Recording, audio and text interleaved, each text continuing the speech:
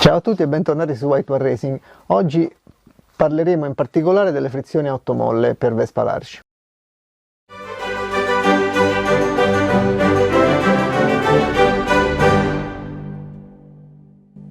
Continuiamo il discorso sulle frizioni parlando dell'ultima evoluzione realizzata da Piaggio, quando ha sostituito le frizioni 7 molle con quelle 8 molle.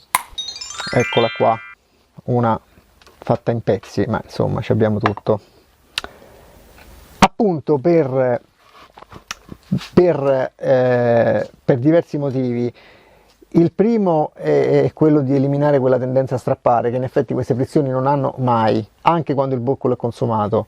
Due, per avere una possibilità di trasmettere coppie in maniera simile ma con carico molla inferiore. Infatti sono molto morbide queste frizioni rispetto alle altre, perché lavorano su 7 facce. Praticamente ci sono 3 dischi guarniti più un mezzo disco che sarebbe quello di chiusura, quindi sono 6 più una 7 facce su cui fa attrito. Non solo, ma sono facce il cui diametro medio è più grande. Attenzione, questa è una cosa importantissima, la diciamo adesso perché a tanti non è chiaro questo concetto. Allora, i dischi della frizione a 7 molle, se sovrapposti a questo, hanno lo stesso diametro esterno ma un diametro interno minore, quindi la superficie, la corona circolare è più grande come superficie, ma questo non significa di avere una maggiore possibilità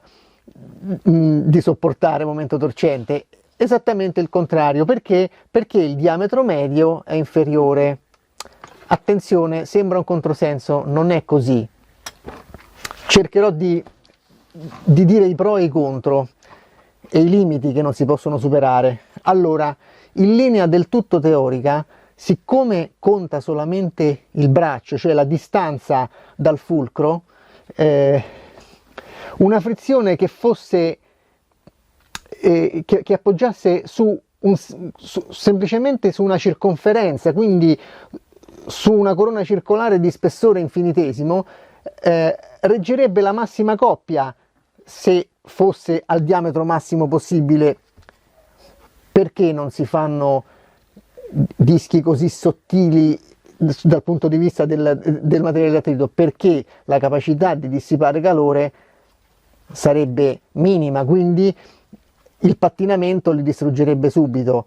Però le frizioni motociclistiche, ovvero quelle serie, assomigliano a questo modello perché hanno molti dischi molto grandi con una parte guarnita di materiale sinterizzato molto sottile sul diametro massimo. Quindi e per quale motivo accade questo? Perché con un diametro medio inferiore a parità di diametro massimo, quindi con una corona circolare di tenuta più ampia, il carico molle sarà ripartito uniformemente, almeno in linea teorica, su tutta la superficie disponibile. Quindi il carico per unità di superficie calerà e quindi calerà il braccio medio e alla fine la frizione terrà meno, fermo restando che tollererà meglio pattinamenti lunghi, perché il calore prodotto dal pattinamento, questo è molto importante, si distribuirà su una superficie maggiore, quindi anche il calore dissipato per unità di superficie sarà inferiore.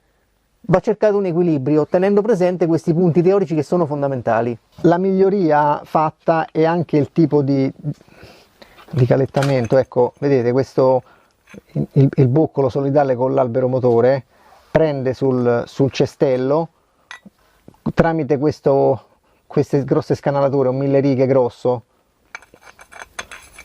E effettivamente anche questa è una miglioria rispetto al funzionamento della 7 molle. Tuttavia è una miglioria, sì, dura anche molto su motori tranquilli, ma alla lunga succede questo. Vedete come si sono ridotti? Anche sul cestello, un po' di meno sul cestello, ma anche qui.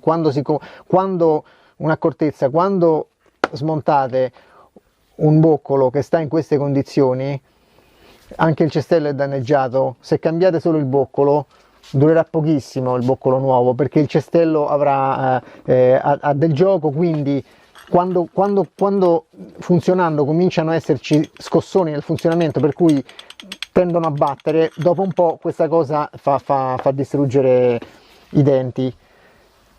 Per ovviare a questo problema sono entrate in commercio da un po' una serie di frizioni che hanno, un esempio è quella MMV, che è un'ottima frizione comunque, che hanno questo boccolo con una forma ondulata, per cui non ci sono spigoli vivi, ma la superficie di appoggio è molto maggiore e non si può incastrare in nessun modo, e in effetti funzionano.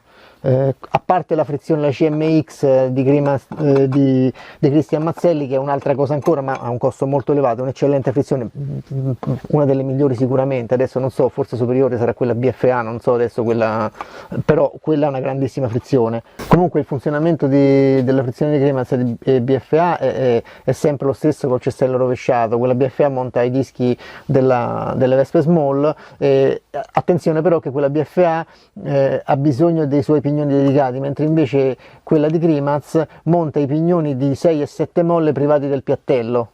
Attenzione che circolano dei cestelli commerciali di queste frizioni, io parlo sempre quelli senza rinforzo, senza anello. Questa per esempio è una con rinforzo, questa è una New Frame che aveva il rinforzo, questa qui è una standard.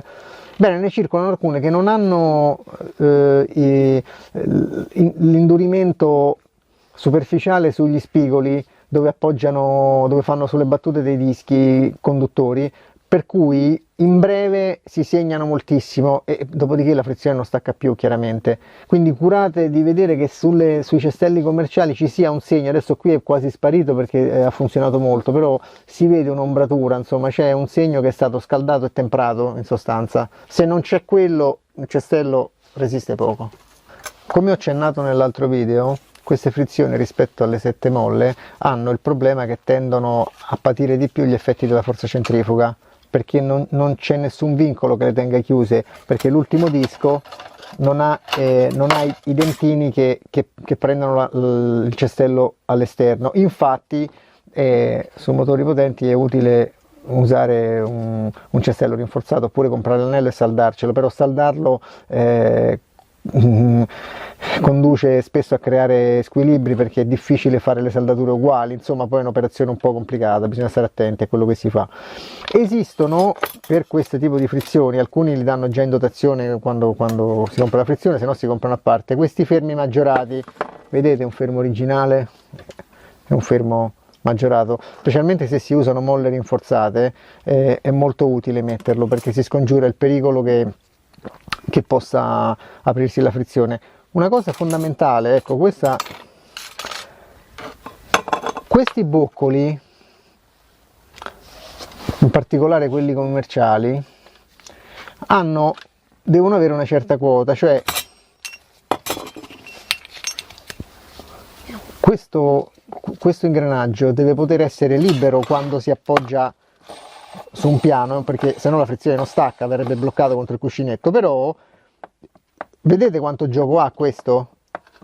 Ecco, questo gioco qui così rilevante può far aprire la frizione, in particolare se si monta il fermo normale, in presenza ovviamente di denti elicoidali che danno un carico assiale in tiro-rilascio in un senso e nell'altro.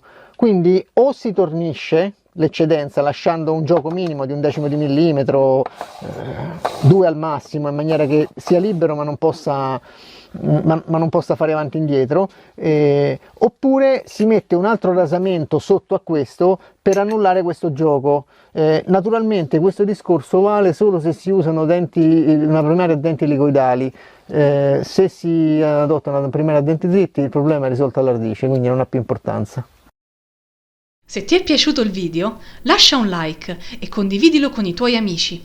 E ricorda, White War Racing non è un'officina, ma un'associazione sportiva dilettantistica che prepara motori solo a fini sportivi e solo ai propri associati.